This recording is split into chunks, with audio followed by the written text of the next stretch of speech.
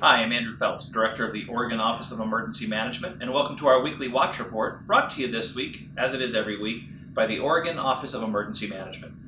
I wanted to use my message this week to geek out a little bit, as the kids say. I don't know what kids, but some kids say that. And go down a bit of an emergency management nerd rabbit hole and talk about declarations, why we need them, how we use them, and why they're important.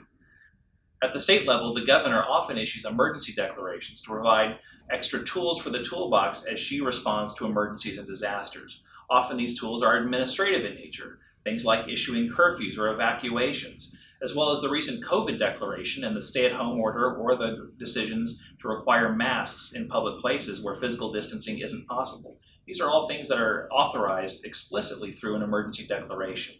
At the local level, it's much the same.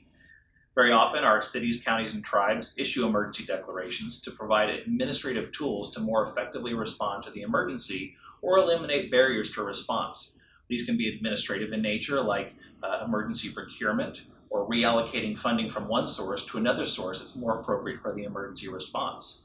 At the local level, we can also see emergency declarations to issue evacuation orders or curfews or other things to help alleviate the impacts of an emergency or disaster.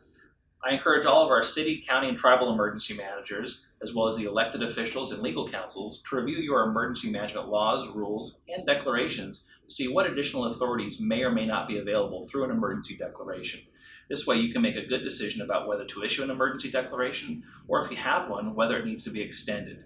Each city, county, and tribe is a little bit different, so you need to make sure you're squared away with what your emergency authorities and powers can do for you and your communities. Well, emergency management nerds, that's all we've got for this time. Until next time, take care of yourselves and take care of each other.